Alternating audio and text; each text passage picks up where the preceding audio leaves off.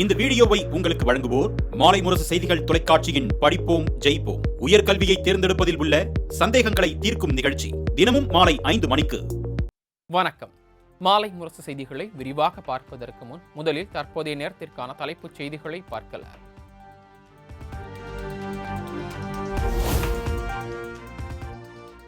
அடுத்த மக்கள் தொகை கணக்கெடுப்பின் போது சாதி வாரியாக கணக்கெடுப்பு நடத்த மத்திய அமைச்சரவை ஒப்புதல். சாதிவாரி கணக்கெடுப்பு வெளிப்படையாக பதிவு செய்யப்படும் என மத்திய அமைச்சர் அஸ்வினி வைஷ்ணவ் அறிவிப்பு.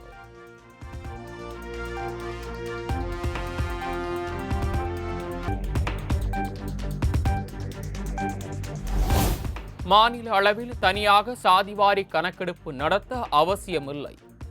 மத்திய அமைச்சரவை கூட்டத்திற்கு பிறகு மத்திய அமைச்சர் அஸ்வினி வைஷ்ணவ் விளக்கம்.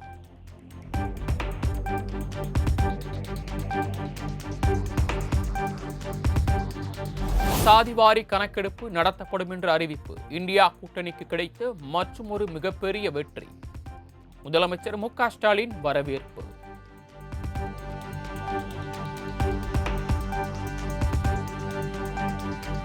மக்கள் தொகை கணக்கெடுப்பு எப்போது தொடங்கும், அது எப்போது முடிவடையும்?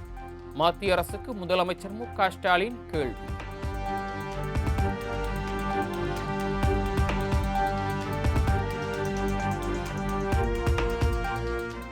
மக்கள் தொகை கணக்கெடுப்புடன் சாதிவாரி கணக்கெடுப்பு எடுக்கப்படும் என மத்திய அரசு அறிவித்திருப்பதை மிகுந்த மகிழ்ச்சியோடு வரவேற்பதாக இபிஎஸ் பதிவு.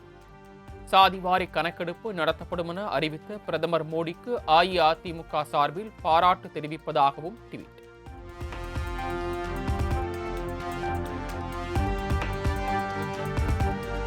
சாதிவாரி கணக்கெடுப்பு நடத்த மத்திய அரசு தீர்மானித்து இருப்பது சமூக நீதியை நிலைநிறுத்த வகை செய்யும் சிறப்பான முடிவு. மிகவும் விரைவாக கணக்கெடுப்பை நடத்த வேண்டும் என பாமக நிறுவனர் மருத்துவர் ராமதாஸ் வலியுறுத்தல்.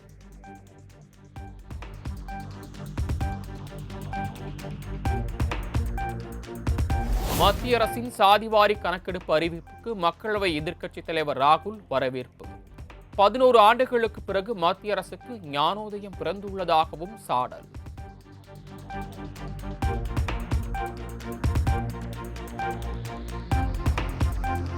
மக்களவை எதிர்க்கட்சித் தலைவர் ராகுலின் தொடர் அழுத்தம் காரணமாக சாதிவாரி கணக்கெடுப்பு நடத்த மத்திய அரசு ஒப்புதல்.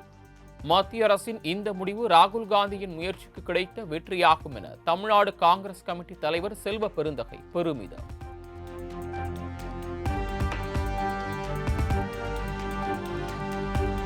ரஷ்யாவில் மே 9ஆம் தேதி நடைபெறும் 2ஆம் உலகப் போர் வெற்றி விழாவில் பிரதமர் மோடி பங்கேற்க மாட்டார்.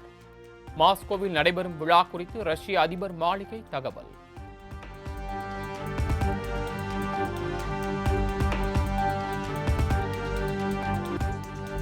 பஹல்காம் தீவிரவாத தாக்குதலை அடுத்து சிந்து நதி ஒப்பந்தத்தை இந்தியா நிறுத்தியதன் எதிரொலி.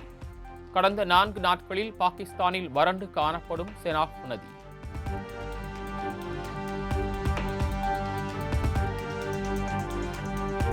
தேசபக்தி என்பது நமக்கு தேர்தல் முழக்கமல்ல, மாநில உரிமைகளுடனான கூட்டாட்சியே தேசபக்தி.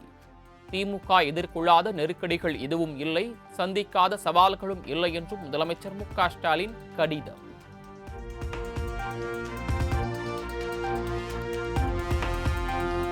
அடுத்த தேர்தலில் 234 தொகுதிகளிலும் திமுக வெற்றி பெற்றாலும் ஆச்சரியமில்லை.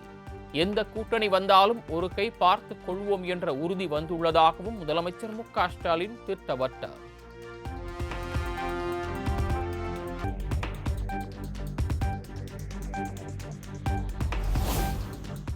ஐடி, சிபிஐ, இடி என எந்த துறையை வைத்து நெருக்கடி கொடுத்தாலும் அஞ்ச மாட்டோம். அவசர நிலையையே எதிர்கொண்டவர்கள் திமுகவினர் என்றும் சென்னையில் நடைபெற்ற திருமண விழாவில் முதலமைச்சர் பேச்சு.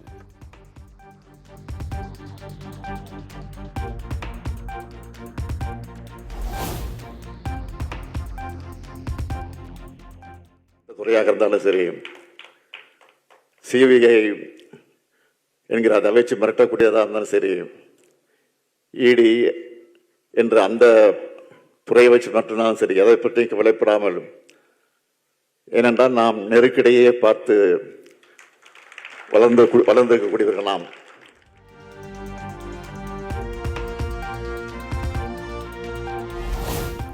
செல்போன் யுகத்தில் இளைஞர்கள் நமது நாட்டின் கலாச்சாரம், பெருமைகள் பற்றி தெரியாமல் உள்ளதாக நடிகர் ரஜினிகாந்த் கவலை. நாட்டின் உன்னதமான கலாச்சாரத்தை இளைஞர்களிடம் கொண்டு சேர்க்க வேண்டும் என்றும் அறிவுறுத்தார். இப்போ இந்த செல்போன் யுகத்தில் இளைஞர்கள் சில பெரியவர்கள் கூட நம்ம பாரத நாட்டின் மகோன்னதமான சம்பிரதாயம், அதோட கலாச்சாரம், அதோட அருமை பெருமை எல்லாம் அவங்களுக்கு தெரியாமலேயே நம்ம பாரத நாட்டின் அந்த மகோன்னதமான அந்த கலாச்சாரம், சம்பிரதாயம், அருமை பெருமை எல்லாம் இளைஞர் மக்கள்கிட்ட போய் சேர்க்கணும். அந்த விழிப்புணர்வு ஏற்படுத்த வேண்டும். சென்னை அப்போலோ மருத்துவமனையில் நடிகர் அஜித் குமார் அனுமதி. உடல் பரிசோதனைக்காக அனுமதிக்கப்பட்டுள்ளதாக தகவல்.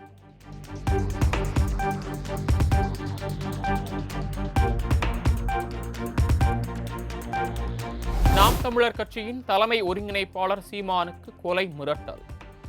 தலை துண்டிக்கப்படும் என மிரட்டல் விடுத்தவர் மீது நடவடிக்கை எடுக்க கோரி சென்னை காவல் ஆணையர் அலுவலகத்தில் புகார் மனு.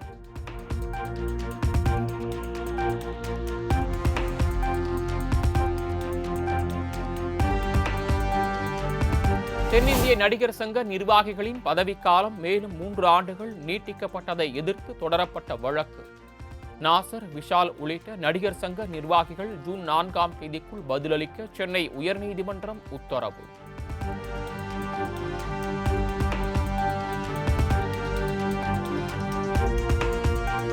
சென்னை ஈவேரா நெடுஞ்சாலையை பெரியார் நெடுஞ்சாலை என பெயர் மாற்ற கோரிய வழக்கு.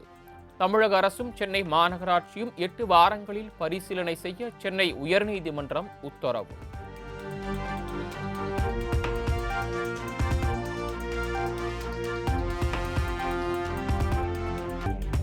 மதுரை அருகே ஓடும் அரசு பேருந்து மீது கல் வீசி போதை இளைஞர்கள் அராஜகம். தட்டி கேட்ட பயணிகள் மீது தாக்குதல் நடத்தியதால் பதற்றம்.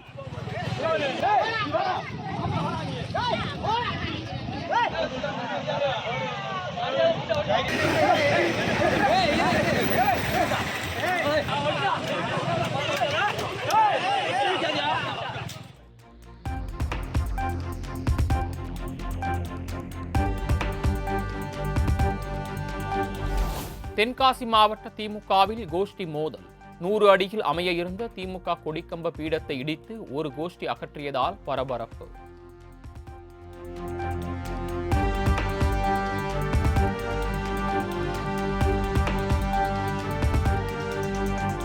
நாமக்கல் மாவட்டம் திருச்செங்கோடு அருகே கழிவுநீர் கால்வாய் அமைக்க எதிர்ப்பு.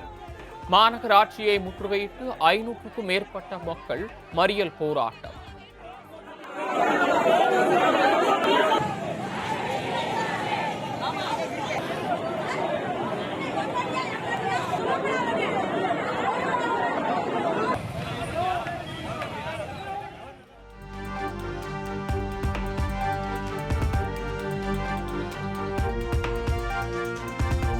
சங்கரன் கோயில் சங்கர நாராயணசாமி கோயிலில் நடைபெற்ற பிடிமண் எடுக்கும் நிகழ்ச்சி.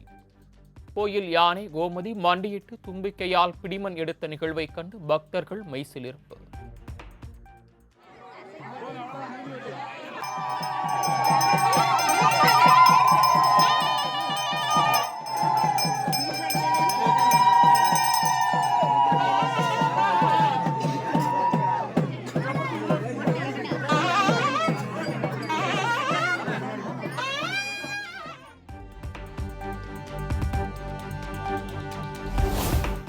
சேலம் வாழப்பாடி அருகே விஷம் அருந்தி விவசாயி தற்கொலை. கடன் தவணையை கட்டச் சொல்லி வங்கி அதிகாரிகள் தரக்குறைவாக பேசியதால் விபரீத முடிவு.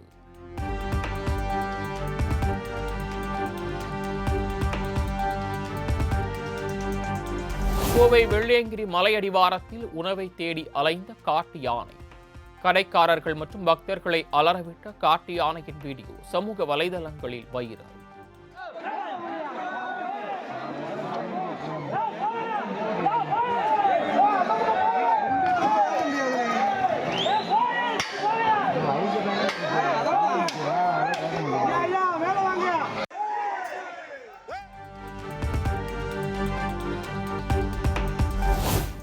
சென்னை லயோலா கல்லூரியில் நடைபெற்ற போப் பிரான்சிஸ் நினைவஞ்சலி நிகழ்ச்சி. முதலமைச்சர் மு.க. ஸ்டாலின் பங்கேற்று போப் உருவ படத்திற்கு மலர் தூவி மரியாதை.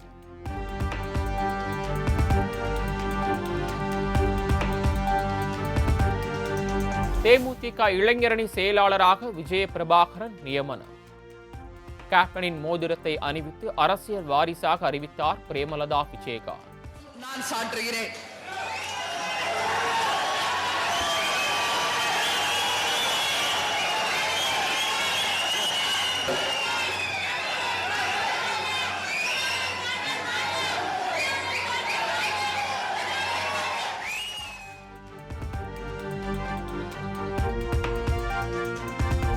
மறைந்த தேமுதிக தலைவர் கேப்டன் விஜயகாந்திற்கு பாரத ரத்னா விருது வழங்க வேண்டும். சென்னை 100 அடி சாலைக்கு விஜயகாந்த் பெயரை சூட்ட வேண்டும் என்றும் தேமுதிக பொதுக்குழுவின் தீர்மானம்.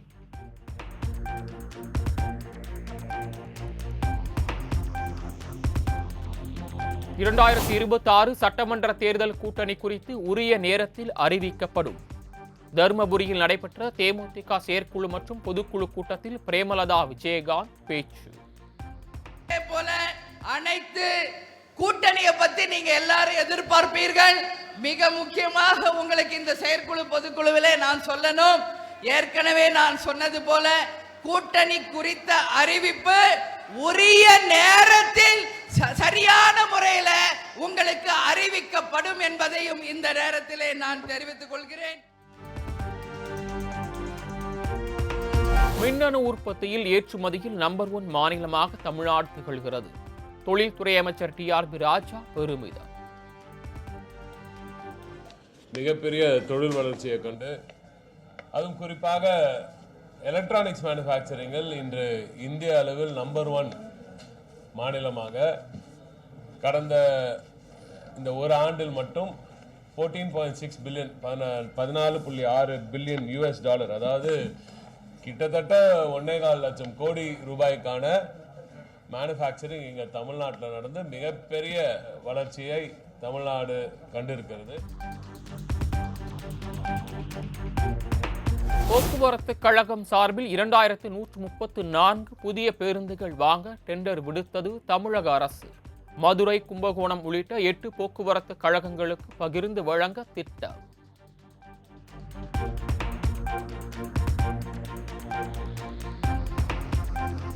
மாமல்லபுரம் சித்திரை முழு நிலவு மாநாட்டையொட்டி பாடலை வெளியிட்டார் பாமக நிறுவனர் ராமதாஸ். ஏற்கனவே அன்புமணி வெளியிட்ட மாநாட்டிற்கான பாடலில் ராமதாஸ் புகைப்படம் இடம்பெறாத நிலையில் போட்டி பாடல் வெளியீடு. மதுரை KK நகரில் மழலையர் பள்ளியின் தண்ணீர் தொட்டியில் தவறி விழுந்து 4 வயது சிறுமி உயிரிழந்த சம்பவம். தாளாளர் திவ்யா உதவியாளர் கைது செய்யப்பட்ட நிலையில் உரிமத்தை ரத்து செய்து பள்ளி கல்வித்துறை உத்தரவு.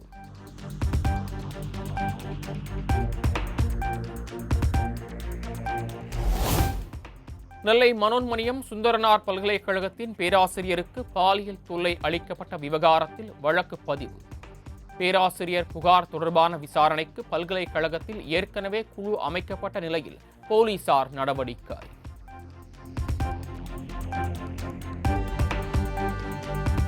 கார் பார்க்கிங் தகராறு விவகாரத்தில் நடிகர் தர்ஷன் மீதான வழக்குகள் ரத்து. ஓய்வு பெற்ற மாவட்ட நீதிபதி மகன் தரப்புடன் சமரசம் ஏற்பட்டதை அடுத்து வழக்குகளை ரத்து செய்வதாக சென்னை உயர்நீதிமன்றம் அறிவிப்பு.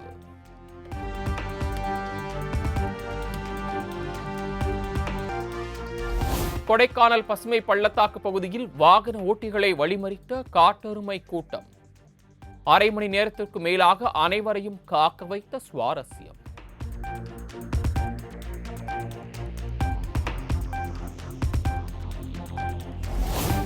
நெல்லை மாவட்டம் பாளையங்கோட்டை மற்றும் அதன் சுற்றுவட்டார பகுதிகளில் சூறைக்காற்றுடன் பெய்த கனமழை. வெப்பம் தணிந்து குளிர்ச்சியான சூழல் நிலவுவதால் மக்கள் மகிழ்ச்சி.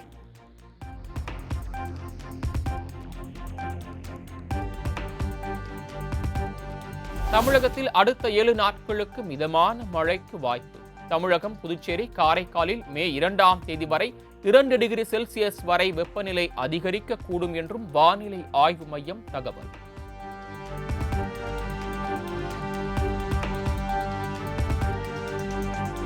டெல்லி முன்னாள் துணை முதலமைச்சர் மணீஷ் சிசோடியா மீது மற்றொரு புதிய வழக்கு. பள்ளி வகுப்பறை கட்டுமானத்தில் 2000 கோடி அளவுக்கு முறைகேடு செய்ததாக சத்யேந்தர் ஜெயின் மீதும் ஊழல் தடுப்பு பிரிவு வழக்கு.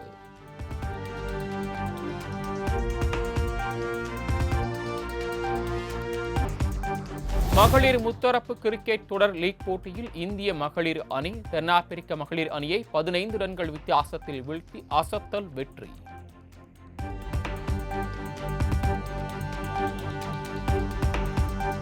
திருப்பதி ஏழுமலையான் கோயிலில் ராயல் சேலஞ்சர்ஸ் அணி வீரர்கள் சாமி தரிசனம். ரஜத் படிதார், ஜிதேஷ் சர்மா உள்ளிட்டோருக்கு கோயில் நிர்வாகம் சார்பில் வரவேற்பு.